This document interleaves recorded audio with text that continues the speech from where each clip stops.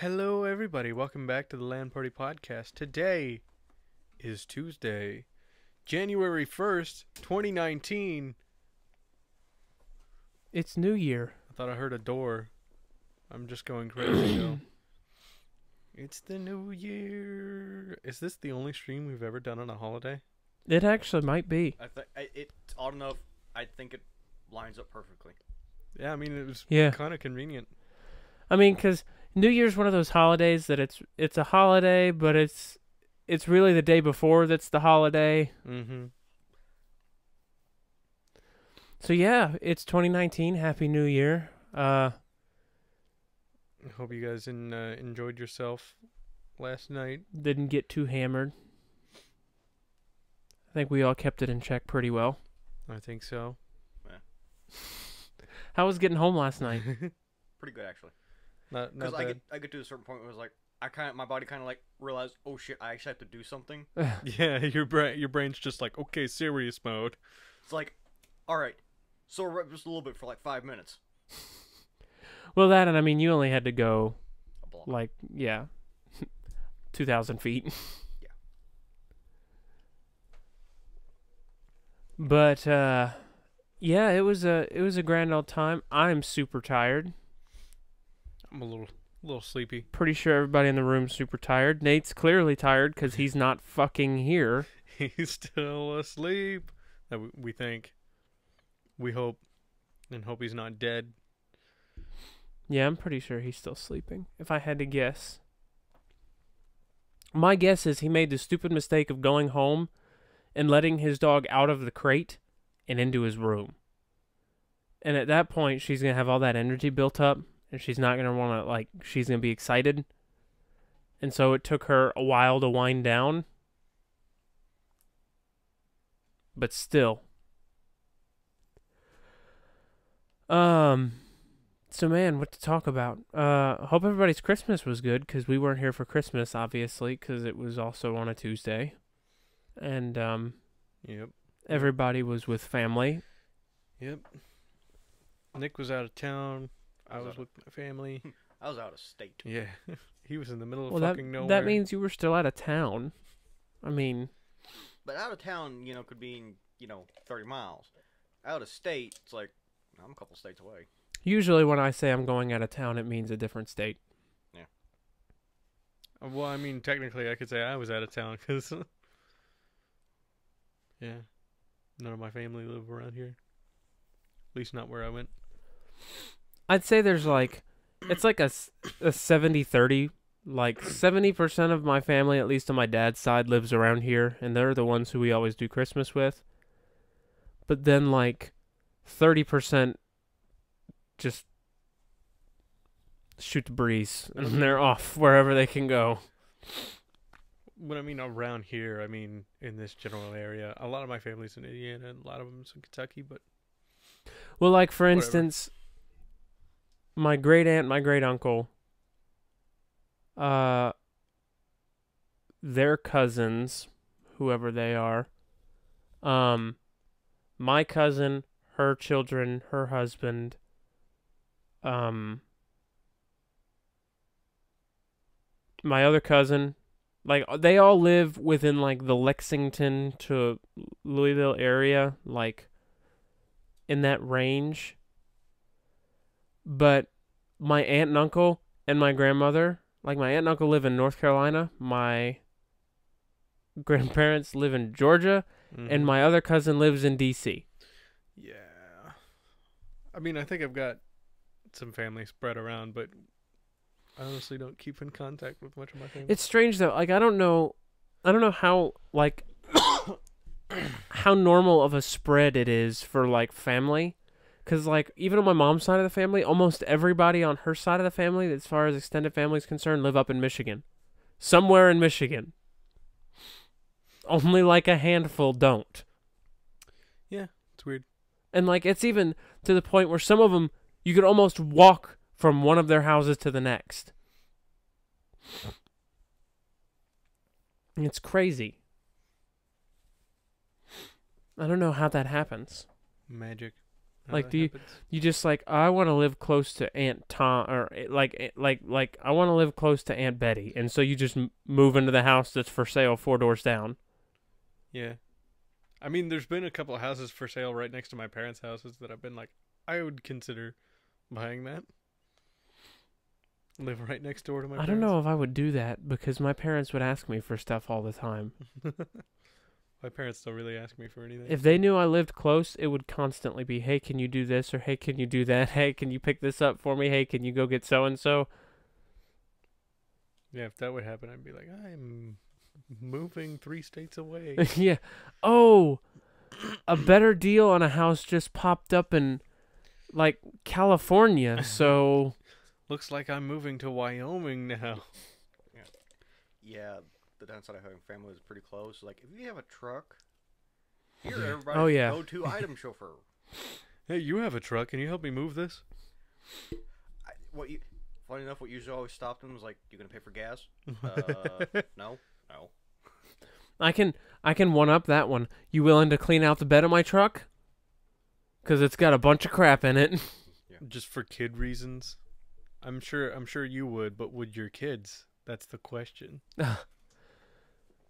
I would love it for kid reasons. You do have a point. Oh, yeah, that's true. Like, living close to my family we've lived close to my dad's extended family for a long time. Like, I guess last Christmas was the first Christmas in my entire life that we didn't spend at my great-grandmother's house with everybody in town at her house, because obviously she passed away in October, so it would have kind of been weird if... But that, like, it definitely keeps you close to family, and I think if you live that close to family, kids are obviously like, oh, I get to go see grandma, or I get to go see Aunt so-and-so, and I think it kind of levels itself out that way. But yeah, as a kid, like an adult child to your parent, it would be a bit of a hassle, I think, because I know my parents, and like I know, and it's good. My brothers are involved in a bunch of extracurricular activities, and I love that. That's great. But like I'm always When you're the household taxi service, it's a little different. I'm gonna get a taxi sign for the next car I own, just to put it on, so that whenever I'm running around chauffeuring people around, I've got decals I can put on my windows for Lyft. But you'd have to put your family name before it. Reed Lyft. The Reed Lyft. Cause yeah, it's like a headache.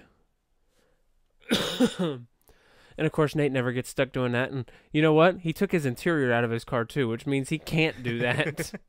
Hey, can you take your brothers? I can take one.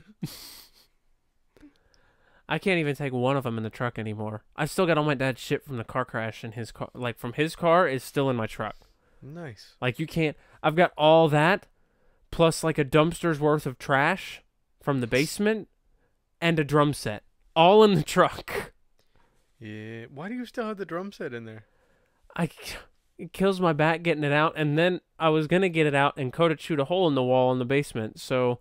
Now it doesn't matter if it's in the truck or in the basement, it's still going to be exposed to cold temperatures. It's like, it's a lose-lose.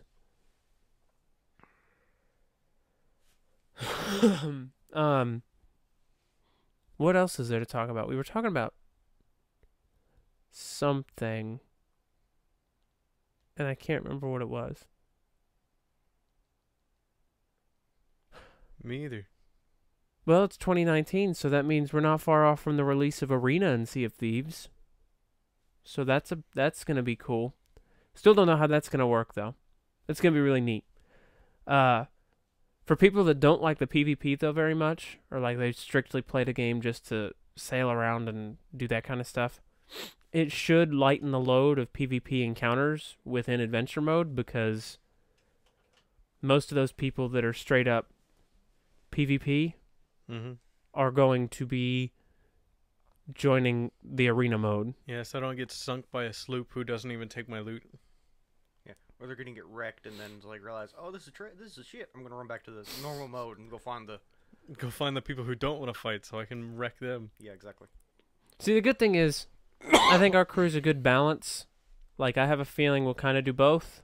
So that way, even if somebody does try and roll up on us in adventure mode and think that we're going to be easy prey, we won't be. Joke's on them. We'll come prepared. Yeah, I wonder if they're going to add, like, ship variants. Look, I have said from day one I thought it would be super cool if instead of picking a galleon, a brigantine, or a sloop, you pick a crew size and then a ship built for that crew size.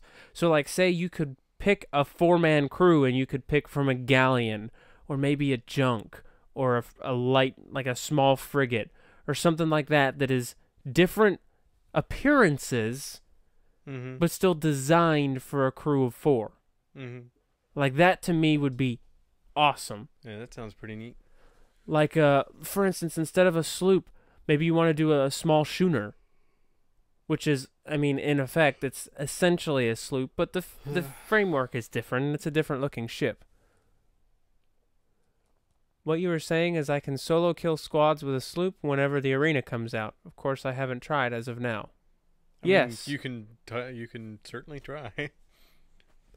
Supposedly, too, it's going to be easy to get into it even if you're in adventure mode. Like, you'll just go into adventure mode, and then you'll go somewhere, and if you go into this building, you essentially push a button, and it takes you to the arena. And from what I remember them talking about... What are the spoils you get from Arena? So what stuff do you get from Arena? There's a new faction, so Arena is going to contribute to that faction's reputation. Plus, I think you get the same kind of loot, because I remember when they first were talking about it and discussing it, they were discussing how when you load into a match in Arena, you're going to start with a wheel full of quests, and everybody in the game is going to have the same maps. So it's going to be a rush to do those missions. Yeah, you're competing on those missions. Yeah. That's interesting. That because it's going to force players to encounter each other. Yeah. So not only that, you'll get rep for, I think they said it was the Sea Dogs. Don't quote me on that. But you'll also get rep from your other factions because you'll be turning in loot. And then they're going to change the Pirate Legend system so that instead of having to reach level 50 with all the factions to become a Pirate Legend, you only have to receive level 50 with 3 out of the 4. Okay. So a PvP-oriented player that doesn't want to fucking touch merchant stuff. Doesn't want to ship around animals. Yeah, they can go do like Sea Dogs missions and Order of Souls and Gold Hoarders, and they'll be level 50 and all those, and they'll get Pirate Legend. I don't know. Honestly, I think Merchant has become the easiest skill because that's my highest skill now. Here, I've always thought Merchant was easier, but the reason is the other missions get more difficult as you make more progress on them. Like, the higher level you get with Gold Hoarders and stuff, the more difficult riddles you have, the more difficult riddles, you have to dig up. the more chests, and the more skeletons that spawn when the chests get dug up, and the more difficult they are to kill, just like with the bounty mission ones. With the higher level merchant missions, the only thing that changes is the quality of animal. Like, they get nothing but better. What? I don't know. I'm not sure I understand what you mean by that. I think it's odd that just in normal form of the game, the maps don't line up as often. Not quite exactly the same maps, but at least the islands. Yeah, sorry. Yeah, I don't know what you mean by that. I mean, there's only, what, 8 or 16 players per server? Yeah. Give or take? Yes. Like 2 galleons? Or no, like 3 galleons. It's 4 galleons worth of players at once. Yeah, 4 galleons worth of players at once. So, I mean, you can all be in the separate corners of the map, so I think what you mean is, like, the quests don't overlap in the normal game, which, I mean, kind of makes sense, because the map's big enough to where you don't have to worry about it. You think he's talking about, like, different crews having missions on the same islands? Maybe? Because that doesn't happen very often, but I will say that has created some interesting player encounters. Like that one where we finally discovered what Dan sounds like, and that brig rolled up on us at the other side of the island. That was because they had a mission there and we had a mission there, and they rolled up and here we are. Yeah. But yeah, the maps are big, so yeah. Different crews, same island. Yeah. I mean, it happens, but it doesn't happen very often. But I think the game is smart about where it puts your missions, and yeah, I think it tries to keep you around you. Well, I think it tries to keep it around you. Yeah, that's true. So like if you were to spawn at Ancient Spire Outpost and throw down a mission, you'd probably get a mission for Crook's Hollow and maybe Thieves Haven and maybe Devil's Ridge, because those are all right there. Yeah, they're all in the area. It should be more common within regions. Well, there's not. Usually people don't sail within regions of each other, because if you guys are in the same region, you could probably see each other, and that makes people uncomfortable. Yeah, unless they you're either us. sail away or wait. Or sail at you. Usually all in the region. Yeah. The game's smart about Usually, keyword. Yeah. Sometimes it's just like, hey, you're in the wild. It's time to go to the one all the way in the south. I tell you what, though, I really wish that all Athena voyages worked like the Gilded one did. I didn't do the Gilded one. So You weren't present for that. Nick, did you hear about how that Gilded voyage went? No. Oh my God, it was the most smooth, best thing I've ever done. First and foremost, Gilded Athenas give 3 Athena chests. And they've buffed the value of Athena chests. No longer do they sell for 3,900 gold. Oh no, they sell on the high end of the 6s. Damn. Ooh. Yeah. So on top of that, I placed this Athena voyage down, and it's gilded. And I noticed that the merchant crates have to be picked up from Lone Cove and Crook's Hollow. And then we have a bounty. Yeah, that's how they all are. I know. I've figured this out since then. But we had a bounty mission on Lone Cove and Thieves Haven. And we had an X marks the spot on Lone Cove and Thieves Haven. And we had a riddle on Lone Cove and Thieves Haven. And one of the bounty mission on Lone Cove, they all spawned with barrels in every single wave. So you could just... Nice. We literally finished the whole bounty mission before we dropped the anchor at the island. It was done.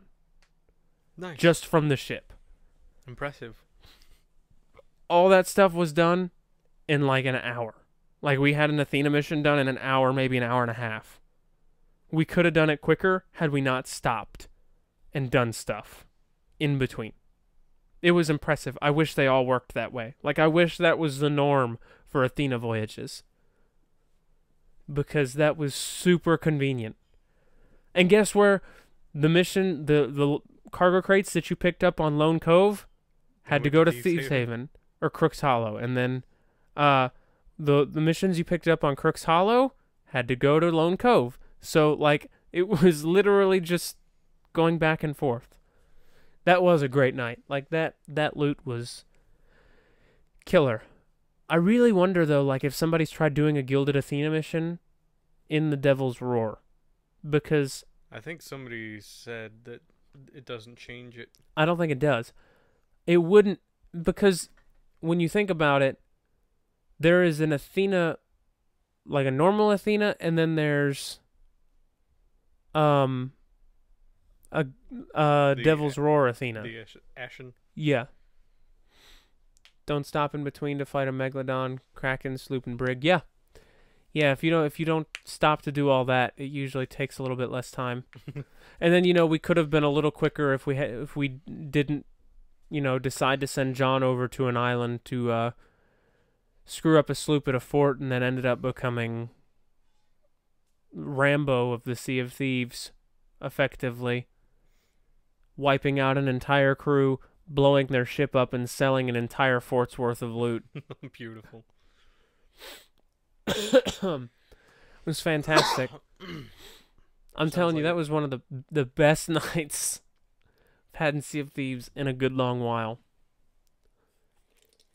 Sounds like it. What else is coming in 2019? Anthem in the spring. Still don't know how I feel about that.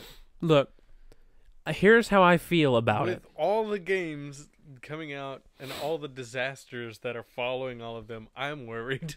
Here is how I feel. This is exactly how I feel. First and foremost, I think Anthem can and will be a good game. BioWare makes good games. EA publishes games that are good and makes them crap. Yeah. And unfortunately, EA is publishing this title. So I'm scared for Anthem because of EA. Yeah. I agree. Like, that worries me. Everything I've seen of Anthem is fucking awesome. Yeah, like, it looks cool as shit, but but EA's publishing it. that's what I've said about a few games, and then stuff happened, and I'm just like, well, now it's not cool. Like what? Like Battlefield. Oh yeah. Like I don't play that game. everyone's Battlefield. Yeah, I don't play that game on principle now. And there's somebody on my friends list on Xbox who plays it, and he like tries to get me to play it. I'm just like, I can't. You don't understand. You don't understand how much they betrayed me. My trust. Be like, well, it's a good game. Be like, I don't care. I know it's a good game. I played it. I played the beta. It was good. If you don't like it, just don't buy it. All right. Okay. Bet. Bet. If you insist. Yeah, but Anthem is also, Kingdom Hearts is coming out. Oh yeah, that's true. Like, I think Finally. the 25th of this month. Finally, he's coming out. Yeah, finally. It only took a century. They announced that game in what, 2013 or 2015? Yeah. Here we Ages are ago. 4 years later at least. Ages ago. They could have waited on the announcement, let's be honest. Yeah. Like I said, the hype train stopped about 2 years in. Everybody's like, yay, Kingdom Hearts 3, woo. Oh, that's still a thing? Now my biggest worry is like, whatever they release is not going to be up to fans' expectations. Yeah, but Don't get me wrong. I'm not saying it's going to be good or bad, but It just might not match the hype. what I've seen gameplay-wise, I wish that it was coming to PC so that I could play it, because those games, hardcore nostalgia for me, but like, it looked just like right out of textbook Kingdom Hearts main entry games. Like, it looks like it's going to be really good. But, I mean, you're going to run into that with every game, though. Like, it's one of the things we talked about on the last podcast, and in a way, if it doesn't meet fans' expectations, they are so convinced that they want to hate it. Forza Horizon 4, Fortune Island, Fallout 76. You want to know one of the reasons there's not a Half-Life 3? it's because Because they know they can't match the expectation. Exactly. they can't make it. It's a lose-lose situation. You don't make it, you lose. You make it, you lose, because people are going to be like, well, it's not what we expected. Well, you see, but if you don't make it, you don't lose money. Yeah. That's why they haven't made it. So instead, they have their teams working on Artifact. Yeah, and then you get like a game like Red Dead Online, where everybody's like, ooh, it's going to be good, and then it's GTA Online 2.0. With more grinding. I didn't think possible, but more grinding. Yeah. But who's honestly surprised? Have you heard how much you have to grind in Red Dead 2? What, does it take you Online. like 3 weeks to buy a horse? About. They actually have... How much do the horseshoes cost? They actually have in-game and their own in-game currency now. Gold bars. Yep. To make gold bars, you have to get gold nuggets. Yep. Which you can acquire in-game. Yeah. And it's like 12, 15 or something about there per, like, a race. Takes, like, 50, I think, to make a gold bar. Problem comes when it's like, you want a weapon skin? That'll be 50 to 60 gold bars. 50 to 60 gold bars? Yep. Jesus Christ. I was thinking it was like 2 to 3. No. So you're talking about, what's that, 50? So you said 15 to 25 per race? It's like, no, it's like 12 to 15. 12 to 15? Okay, Right. so say you get 15 in a race. Optimistically. Optimistically, best case scenario, you get 15 gold bars in every race. It's still going to take you said 50 gold nuggets to make a gold bar. Yes. So you get 15 gold nuggets in a race, and it's going to take you 4 races pretty much Yeah. to make a gold bar. Every time. and you have to So- make 50 gold bars. Yeah. So, Well, what what is that? That is 200 races. About, yeah. Give You or have to do- take. you have to do 200 races to get one weapon. Optimistically. Yeah, best case scenario. Wow. Yeah. Wow. So it's like, that's... Or you can buy them. Yeah, you can get your golden shark cards. Oh, what is their what is their currency called when you buy? Like, what is it? What's You their buy- shark card? It's gold bars. It's You buy just Oh, you gold just gold buy bars. gold bars? It is in-game currency. Fuck. Instead of cash, like in GTA, it's bars. It's gold bars. Well, I knew that, but you like, got cash for your normal stuff, and I then you got didn't. gold bars. He wanted to know if they named him some cheeky stupid shit. Like, thing. I the was shark actually cards. like expecting like stallion cards or something yeah, like Mhm. that. or like stallion funds or something like that. Yeah. But no, they went. Now, are the prices on the microtransactions as grievously inflated as they are in GTA 5?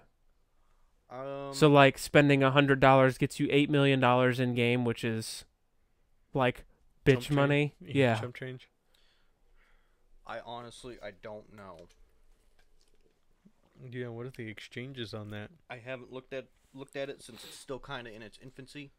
Yeah.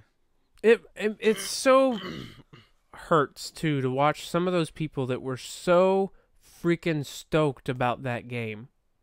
Like, there were and the What? single player is great from what I've heard. It's got its Yeah. bugs, but it's supposed to be really It's like solid. one of the best games. But everybody of was this looking year. forward to Red Dead Online, and I don't know if some of them were aware of the problems from GTA 5 Online, or if they were all just blindly like, yes, Rockstar make good online game, Rockstar make greatness, and they just blindly followed it. And then here we are, and they're like, I don't have the time or money to play online. Yeah, it's annoying. It's Well, very annoying. That's not what they made the online for. They didn't make it for those players. They made No, they made it so they could have money. they're whale hunting. Exactly. Same as always. The beauty about GTA 5 was at least when it started, it wasn't like that. Yeah, it wasn't as bad. I mean, it was still kind of grindy and stuff like that, but you could still have fun doing it.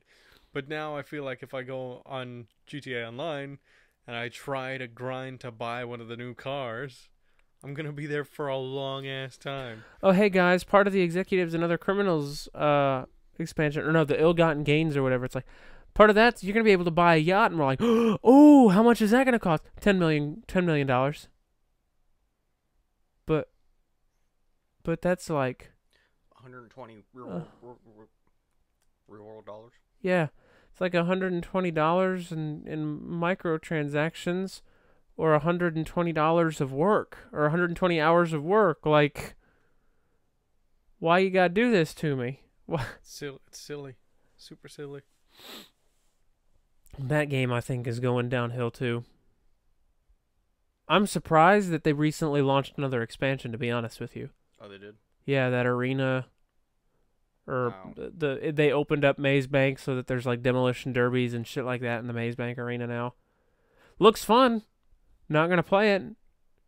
Speaking of demo derby, did you know the Crew 2 added demo derby? Wreckfest is so much better though, Haven't tried it, so I don't know. I just noticed that. because the Crew doesn't have, in my opinion, really good soft body physics. No. So there's nothing that you can really do to a car to damage it that's like, ooh, that was satisfying. Meanwhile, Wreckfest is literally like built on a test engine for soft body physics. Yeah. So you T-bone somebody that's driving a car with a dump truck, and it's just like their car goes from being straight to being shaped like a horseshoe and still driving. And that's when you're like, ooh, that was good. We need to play more Wreckfest. We do need to play more Wreckfest. I'm going to iron out a stream schedule of games. And there'll be like one night a week will be like streamer's choice. And then, We're doing a podcast. yeah, we're doing a podcast. That's what we're doing. Welcome. Welcome to the podcast. I just have to iron out a schedule because I have to make sure that the people that want to play certain games or can play certain games are available the nights that I play those games. I don't want to just completely omit certain people from playing games if they can play them and they want to. A game like Wreckfest or Forza Horizon 3 or Forza Motorsport 7 or Horizon 4, Tyler's not going to want to play those games. Or in the case of Wreckfest, he can't. So we do those on a night that I don't really have access to Tyler, but I mean, it's not that I don't want to play them. I'll play those games. It's just I don't have them. And I don't want to spend the time to get them and download them. yeah, well, we don't all have a hamster on a wheel for our downloads. Yeah, I know. I should probably feed him more. He might run faster. I love that. I love that. Hey, there was a 450 megabyte download to Sea of Thieves. You're going to have to update that. And you're like, oh, crap. That's going to be like 45 minutes. Meanwhile, here we just push the button. We're like, I'll go to the restroom real quick. And you go to the bathroom, you come back up, and it's done. Wait, it's like you get to the restroom. I don't even get to the door. Well, my mom still hasn't upgraded to the 200 megs. So You poor thing. we're still getting like 60. 60 or 100, whatever it was. 100 is supposed to. If you're not getting 100, yeah, I'd definitely call. Well, we had the almost. Nah, Xbox Yeah, One I know. Online. I know, it's horrible. Yeah. Yeah, 200 meg download speed is nice. I downloaded Odyssey in like 15 minutes. Yeah. Well, and the other thing too is I know that there's always that trash talk about consoles versus PCs, but I'm going to be real with you, like consoles cap download speeds at a ridiculously low amount. I know, it's stupid. Why? Like, I don't understand why. You make me not want to play your stupid fucking console. It's dumb. you can plug your PC into a router and get untainted internet connection, unrestricted. As fast as you can download it, or as fast as your modem can handle, it will download. But the moment you try and download something on a console, it takes forever. Yeah, it's And horrible. the worst part about it is when there's a console update. And it's like, oh, this console update is 7.9 gigs. And you're like, Yeah. oh, Oh, and I can jeez. only download it 5 megs tops. This horrible, horrible thing. So yeah, it's, I can't, like, I respect consoles and where they're coming, like, and where they're going. Like, they've definitely improved consoles to be more competitive as far as a performance and a visual standpoint goes. But your capped download speeds is still a huge downside to me. Especially, Jesus. Dang, what's happening? Especially with as much of a demand for digital games as there is. Even the fucking Power Armor edition of Fallout 76 wasn't a disc. Yeah, we got no discs. It was a cardboard wheel with the download code. Really? Yes. Why? If you open that blue case right there, you will find a cardboard disc that says Fallout 76. And on the back, it has the code for my Fallout 76 copy. What is that? What the fuck? That's part of the whole appeal. Yeah, and in both cases, we got no discs. I'm gonna break it. Oh, don't do that. Like, it's still No. a placeholder, but I would have loved to have a disc. Hey, we paid good money for that. Yeah, you don't touch my cardboard. I spent good money on I that. spent good money on a piece of fucking cardboard. It's a nice case though. But I like even my Fallout 4 Yeah, came with a disc. At least we got 2 metal cases. Yeah, I Yeah. got 2 metal cases because Bethesda or Best Buy kind of fucked up. Don't know how. I have no idea.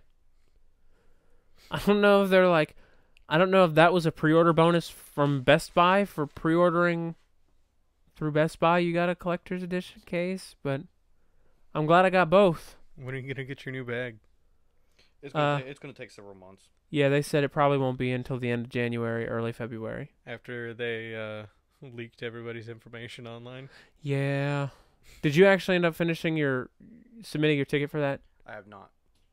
Might want to do that. Yeah, I got till the 19th. Yeah. You said that like a month ago. Well, I was going to, then I saw all And this, then you saw the support thing, and yeah, I like, don't blame how you. much stuff you had to do. Is like, I don't have time for this. Close all tabs. Yeah, because what they want you to do is they want you to find all your email receipt. You gotta have your email address in the photo and your name. name and Bethesda.net username. No, they didn't ask me for my Bethesda.net username. They just said to verify, because you're submitting the support ticket from your Bethesda.net account. Yeah. But yeah, I just took a like a Gyazu of the top half of my receipt that showed that I paid for it, that it was charged, my billing address, my name, and my email, and I sent that. And they said, cool. Neat. And someday I will have a Canvas West Tech bag, and I will use that for I don't know. Garbage rag? No. It's too thin to use for anything. I really don't know. Yeah, I really don't know what to use it for. Like I said, when this story first broke, I really wasn't that upset about it until I found out that they straight up advertised a Canvas bag. I'm like, okay, come on, guys, like you can't. And then they were just like, okay, here's $5 worth of Monopoly money. Yeah. Like you can't do that. You can't just straight up be like, yeah, so we did advertise a Canvas bag, but that was just a prototype. Yeah, we couldn't. It's like we ran out of canvas supply, aka we wanted to save some money. Who runs out of canvas? You don't. It's all made in China anyway. It costs an extra cent. Yeah, it's gonna cost you $1 instead of 20 cents. You poor things. I doubt it. I doubt even that much. May probably not. Yeah, you're talking. I mean, that's an 80-cent increase in your. That's 80 cents. Original somebody cost. doesn't get in their pocket. I mean, they're gonna lose money on this regardless. Oh, they are now. Which they should. Yeah. Oh yeah. It's like you. Did you guys hear about the Nuka Dark thing? Yes. Yeah, that's a big deal right now. There's a lot of people angry about that. I'm not even getting in on that. I mean, I think it's funny that it's like not even Fallout, or it was more than just Fallout fans. It was just like people who are just bottle fans. Like, It's like, hey, here's this really cool shape. Oh, it's plastic.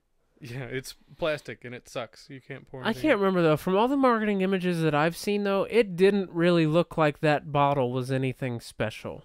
Like it obviously it's shaped like a Nuka-Cola dark bottle or a Nuka dark bottle, but like even when I looked at it, I went, "That's a fake bottle." Yeah, pretty much that's it. But the problem is, it cost Yeah, I mean, a lot of money. it's like $80, I thought. Yeah, for bad rum. Well, I didn't hear it was bad rum, but I heard there was better rum. Like, For $80, why are you buying rum? But yeah, but like, I think it's partially a collector's edition thing, just like, or a collector's item, just like $200. Why are you buying a helmet that you will never wear? because it looks good hanging up on my wall. Exactly, it looks good to decorate with. She does not support my. She's like, you didn't spend that money on me? Your decorations. I got her a really nice necklace for Christmas. Thank you very much. I think I earned my boyfriend card back.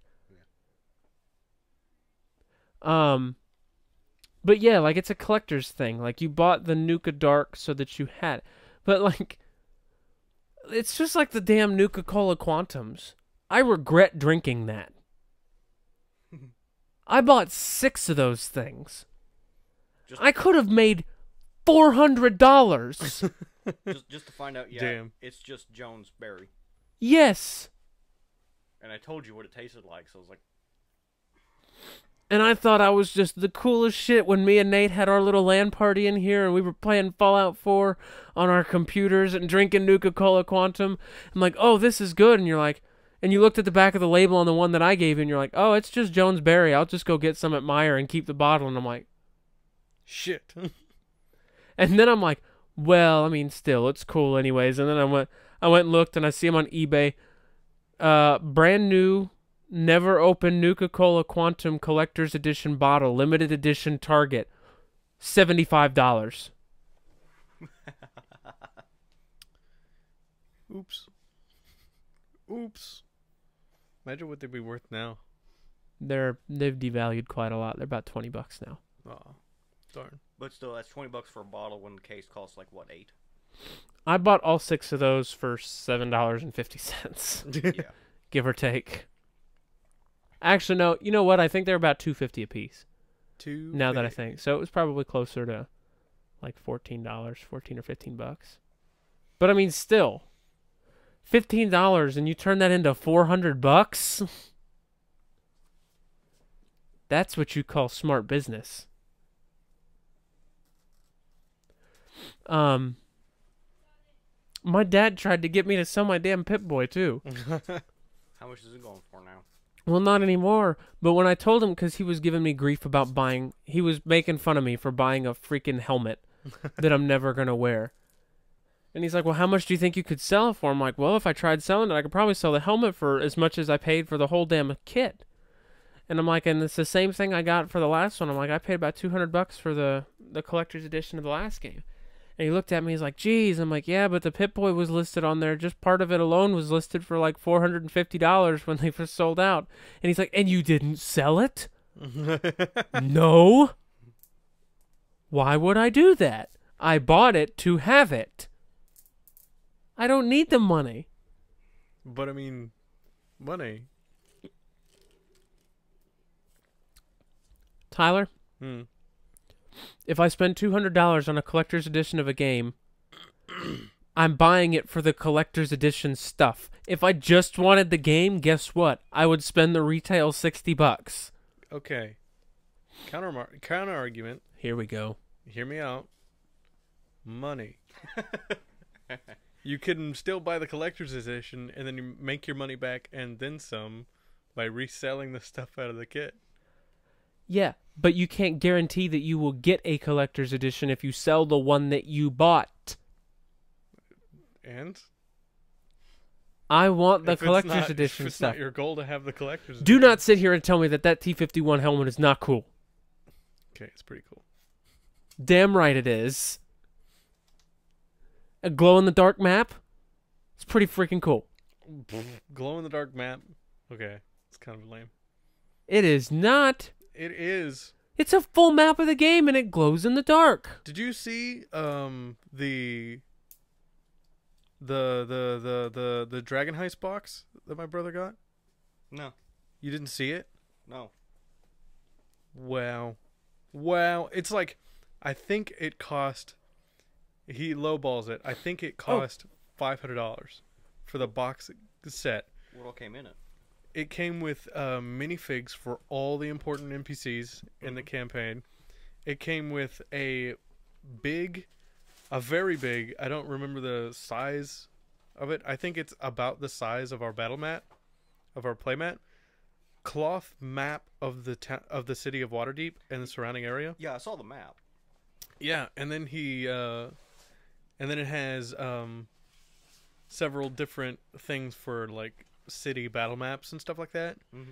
It has a whole bunch of handouts, coins, and like any letter you can find in any of the rooms and stuff like that. There's a handout for it. And when did you get this? it came in last Saturday. Okay, I was wondering, is that why we're going back to Besiege Waterdeep? No, he just like had the idea for it, and then he got that, and he's like, "And I have a map too. This is neat. It's like, all right, now This is convenient." we're going back to Waterdeep. What is this? That is my most recent loot crate that came in last week. But yeah, and it comes in a giant box. I know, right? It comes in a giant box shaped like a tome. And Jeffrey had it sitting on his chair. And Jared walked in there and he goes, "Holy shit, that's one big ass book." And Jeffrey's like, "No, it's a box." It's like, okay, that makes more sense. That torso piece there, so the Series 2 Build-A-Figure is Liberty fucking Prime. Oh, is it really? Yes. Nice. Communist detected. And that's freaking cool, too. This was a good one. Like, there wasn't a shirt or anything in it, which I was a little disappointed about. But then I'm like, I got a freaking Fat Man model. I got Mini Nuke freaking salt and pepper shakers. Then I got a Rad Scorpion magnetic bottle opener. Liberty Prime. And Liberty Prime's torso. Oh, God. Yep. Death is a preferable alternative to communism. Yep. Fucking Liberty Prime. He the real MVP, though.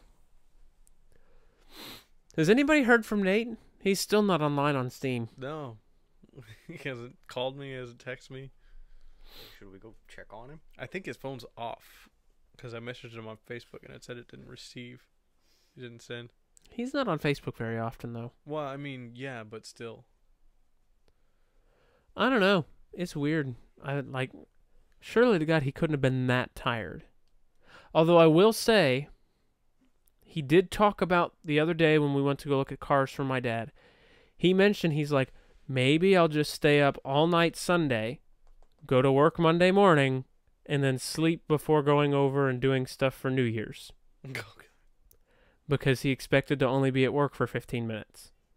But then he was there for 3 hours, so that cut into 3 hours of sleep time. And then he stopped at Harbor Freight to pick some stuff up, and we were slammed. So he was stuck in Harbor Freight for probably 45 minutes to an hour. And then he got home. And then I got home, and like an hour and a half after I got home, I called him like, hey, let's go get stuff for tonight. So I'm wondering... He's just making up for lost time. I'm very... He might have been up for 48 hours or more? Very seriously wondering if he didn't sleep since Saturday night. Which is very possible. Yeah, knowing Nate, we can't rule it out. But he was wide awake last night. Like, he wasn't... Yeah, he didn't look very tired. He didn't look tired. He didn't even look tired when he left. Maybe he hit the point where it's just like... I don't know how to express.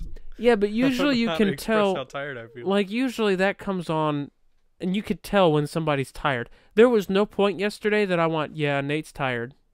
Nate's really tired. No point did I see that and think that. So I don't know. But he is not among the living right now. He is dead to the world. Apparently. I'm telling you too, I think that damn dog, I think he brought her upstairs. And she was all excitable and up and going. And I think that kept him from going to sleep for a little bit, too. Probably. But I don't know. How much time have we got? I don't know. We're running. Yeah, we got about 10 more minutes. Yeah, about. I was worried that we weren't going to have a whole lot of conversation based off the beginning of this podcast. How there's really not a whole lot of talking. I mean, we're all still kind of tired. Yeah, I'm pretty fucking whooped. I may not have to worry about feeling bad that Nate can't play. I can't play anything with Nate tonight. I mean, I can, but I may not have to worry about worrying about it because he may not be awake when I come home. You'll just sleep all day today and into tomorrow. I'll call him on Thursday to come test drive that car with me. He'll be like, hey, man, I just woke up. What did I miss? Be like, well, an entire 2 days. Oh, wait, you're going to test drive that Magnum? Yep. I'm going to test drive it Thursday night. I'm super excited. I'm hoping the weather's good because it has a sunroof, and I want to test the sunroof as well as... My dad has taught me, he's given me a laundry list of things to check when I look at new cars. Obviously, you want to check for cosmetic and stuff like that, and you want to make sure stuff works, but he doesn't just turn the heater on and go, okay, yeah, it's warm, and turns it off. He turns it on and he checks every single vent thing and makes sure that it's blowing the right air, and then he changes the dial and he makes sure that all that stuff, the different temperature controls are working, and then he leaves it on for a few minutes and he's like, okay, yeah, stays warm, and then he'll do the same with the air conditioning. He'll check all the buttons in the inside of the car, which is good. I mean, my dad's a good haggler.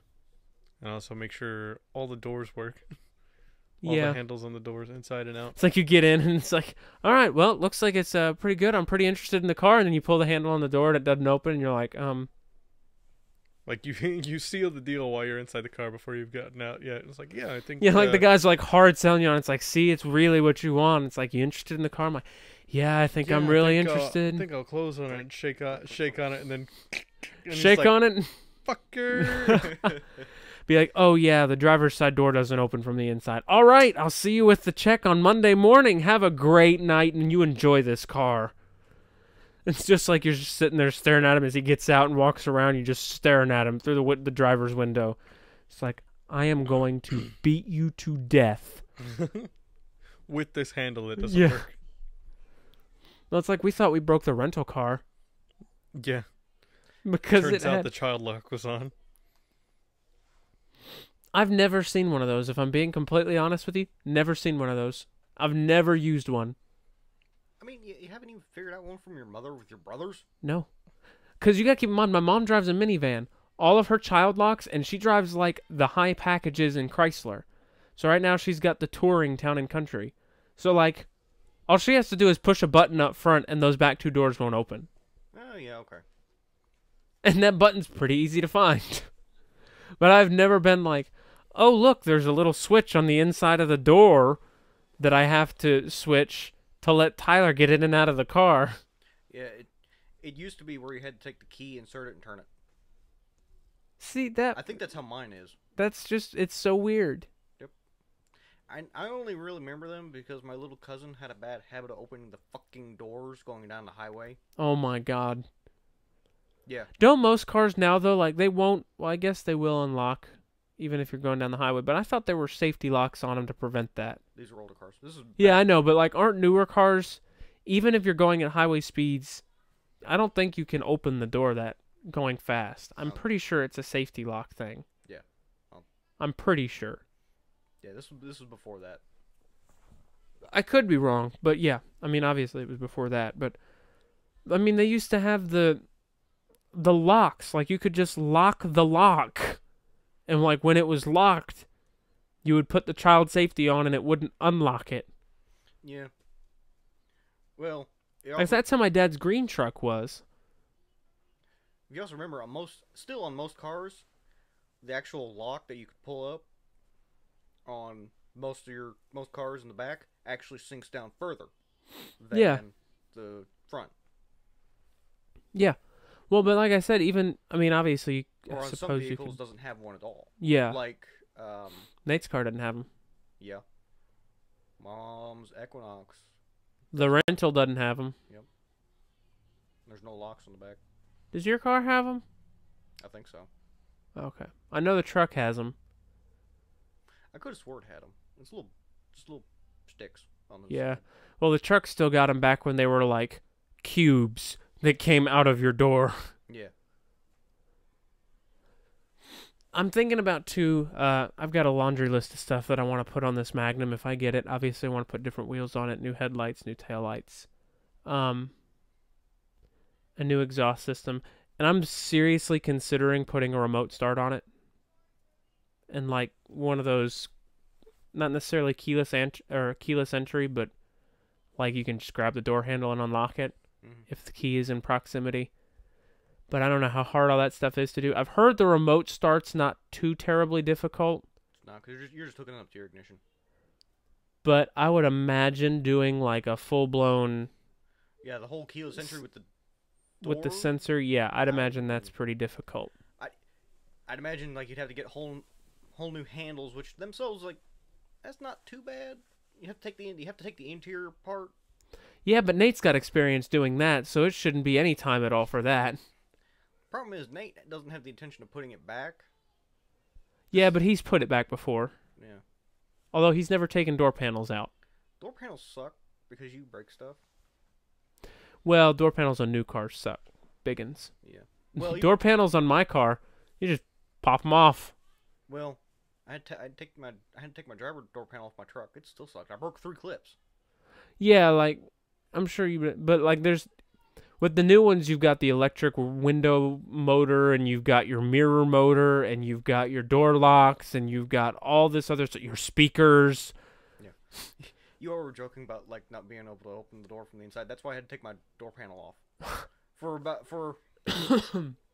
a week, I couldn't.